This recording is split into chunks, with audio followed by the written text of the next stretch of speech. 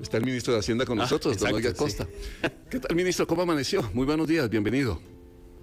Buenos días, muy amables por la invitación y bueno, esas ya fueron ideas en otras épocas. Por lo menos se hizo una movilidad y no un despido. Yo creo que el Estado necesita irse reinventando cada cierto tiempo. Nosotros somos muy dados a dejarnos las cosas y no evolucionar. Sí. Creo que para futura definición de país vamos a tener que analizar cuál es el tamaño de Estado ideal para para un contrato social que deberíamos reconstruir a partir de nuestras capacidades. Claro, una primera definición, ministro, es esa: el Estado es muy grande, es muy gordo. Yo voy a decirle que no estoy de acuerdo con eso. A mí me parece que nosotros como Estado nos faltan algunas fortalezas en ciertas cosas y nos sobran personas en otras. Y ahí es donde yo creo que hay que analizar muy bien cuál es el Estado que necesitamos para cumplir con las funciones que le demandamos. Eh, ¿qué puedo decir con esto? Tenemos un montón de consejos que no tienen un norte específico. Tenemos un montón de instituciones que en algún momento fueron órganos desconcentrados que hoy ya no tienen sentido cuando el Estado es el que tiene que tener la capacidad de la definición de las políticas públicas. Yo creo que hay muchas cosas que discutir. A mí me parece que a lo largo de los años también hemos hecho cosas. Allá por el 49 fue importante la nacionalización bancaria, en el 95 se dio la apertura y hoy todavía tenemos 4 bancos públicos, porque el Banvi, el Banco Popular, Banco Nacional y Banco de Costa Rica son bancos públicos. La pregunta es, ¿necesitamos tantos bancos públicos en un entorno como el de hoy? No lo sé. Claro. Yo creo que esa es una discusión que vamos a tener que tomar más temprano que tarde.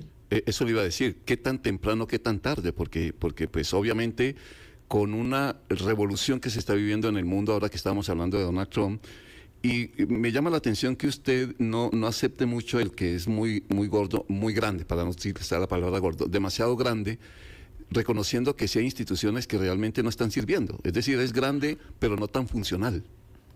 Yo creo, voy más en esa segunda definición, es la funcionalidad. Porque, por ejemplo, usted puede decir que un jugador de baloncesto es muy grande, ¿ah? Pero de ahí depende de la posición en la que esté jugando. ¿Ah? Si es un centro, probablemente sea muy bueno ser grande, pero si es un alero, probablemente no sea tan bueno ser tan grande. Y ahí es donde yo creo que uno tiene que ir pensando en esa funcionalidad del Estado. Le pasó a Watson en el Saprissa. Más o menos, yo creo que es una excelente definición. Personalmente, yo veía esos partidos y decía, es que no se ve como un centro delantero. ¿Ah? Y precisamente yo vi un par de jugadas en donde obviamente sus movimientos son de defensa central, Claro. no de un centro delantero. Claro, Pero bueno, ahora, creo ministro. que el esfuerzo es importante y yo creo que uno tiene que reconocer Totalmente. que los futbolistas tratan de dar lo mejor por sus equipos. Pero lo triste de ese panorama, ya estoy aprovechándolo al máximo ahora que estamos hablando de este tema del tamaño del Estado, es que cualquier definición de achicar el Estado significa despidos. Esa es la parte dolorosa, no tanto por la reubicación de gente, sino que el Estado en algún momento va a tener que pensar en achicarse en ese sentido, a nivel de su tamaño de trabajadores. En sacar gente. Yo no lo sé y le voy a decir por qué.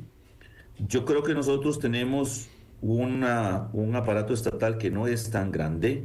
Lo que ocurre es que no cumple tantas funciones como debería. O cosas como estas. Tenemos empleados que han dejado de ser funcionales precisamente porque las demandas de la actividad de hoy no alcanzan. Por ejemplo, hoy hablamos de especialistas en ciberseguridad. El Estado tiene muy pocos especialistas en ciberseguridad. Y ahí yo creo que hay mucho que discutir en relación con las funcionalidades de los empleados que tenemos. Deberíamos poderlos cambiar mucho más sencillo, o sea, que no hubiese tanta dificultad para ir evolucionando, digamos, los empleados públicos en función de las nuevas necesidades. O sea Por que eso te deberían decía un poco, capacitarse más, don Nogui, perdón que lo interrumpa. O sea que mire, no es estas solamente funciones que ya eso no se capacitarse. necesitan, tendrían que Es buscar que otros puntos, otros espacios. yo creo que nosotros deberíamos hacer dos cosas, particularmente con los empleados públicos. Obviamente, tener mucho más agilidad y capacidad de darles capacitación. Tenés toda la razón. Pero también hay cosas que van desapareciendo. Yo no sé, eh, cuando vemos la inteligencia artificial y vemos cuántos ingenieros agrónomos tenían los bancos públicos cuando habían Mm. eh, las cajas de ahorro, etcétera. Yo creo que hay que ir pensando en cuál es el mecanismo que tenemos para que nuestro Estado pueda ser más ágil. Eh, a ver, nosotros pensamos en extensión agrícola y hoy un dron puede hacer lo que hacen Claro. muchos trabajadores en el campo. Pueden medir hasta la humedad que tiene. Entonces yo lo que quiero decir es, a ver, tal vez no es un tema de las funciones que hace el Estado per se, sino de cuál es la capacidad del Estado para modernizarse a la velocidad que se requiere para ser funcional. Y ahí es donde yo creo que nosotros tenemos muchas instituciones que hemos venido construyendo a lo largo de los años y que no nos podemos deshacer Claro. de ellas. Claro.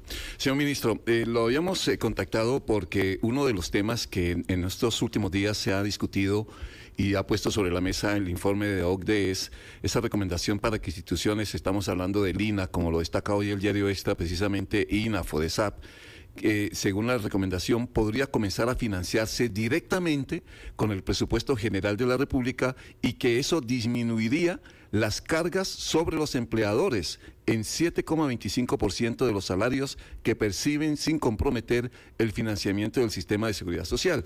Y titula el diario Extra precisamente en ese sentido hoy, que el gobierno quitaría impuestos que financian INA y FODESAP, por lo menos que usted estaría de acuerdo en hacerlo. La gran pregunta que queda sobre la mesa es, bueno, ¿y la plata dónde la buscamos entonces? Que creo que usted nos va a responder por ese lado.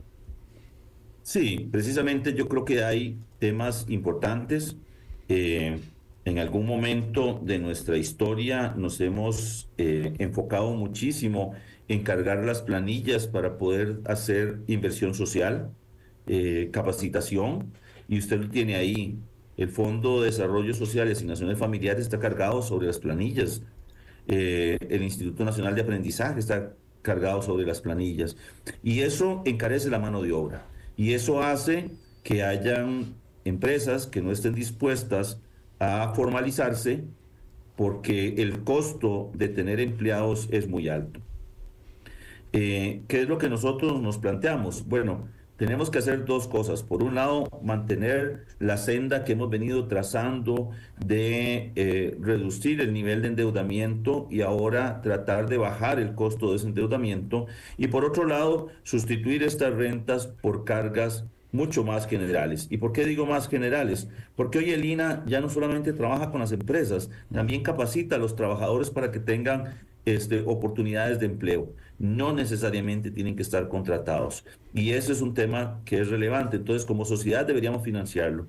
Hoy financiamos las universidades por una disposición constitucional y nosotros deberíamos financiar el INA también en esas condiciones. El problema es cómo podemos sustituir esas cargas a las planillas por ingresos sanos para el gobierno para asegurar el financiamiento. Porque si no vamos a tener una situación como la que tenemos hoy con educación. Todo el mundo demanda el 8% a la educación y pasaron dos cosas complicadas. El PIB tiene dos componentes principales, zonas francas y el régimen definitivo. ¿Y qué es lo que ha venido pasando?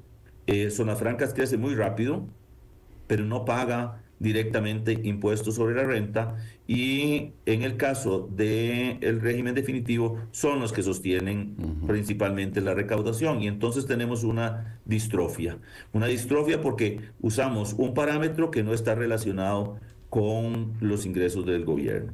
Y ahí yo creo que también hay otro tema que es bien importante. Cuando queremos lograr un objetivo tenemos que financiarlo.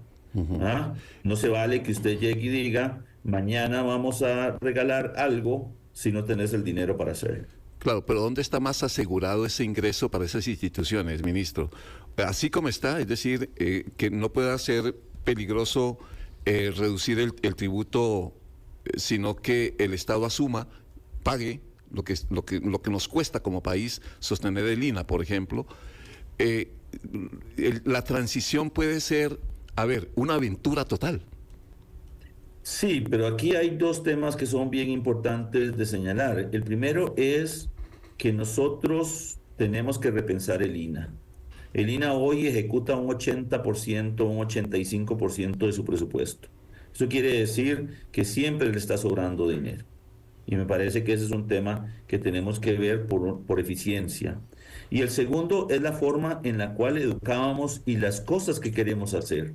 Hoy, con las plataformas digitales, es muchísimo más sencillo el tema de la capacitación. Y hoy el INAH tiene 54 sedes regionales. Entonces uno se pone a pensar, bueno, ¿será el mantenimiento de esto lo correcto o deberíamos evolucionar hacia una capacitación mucho más virtual?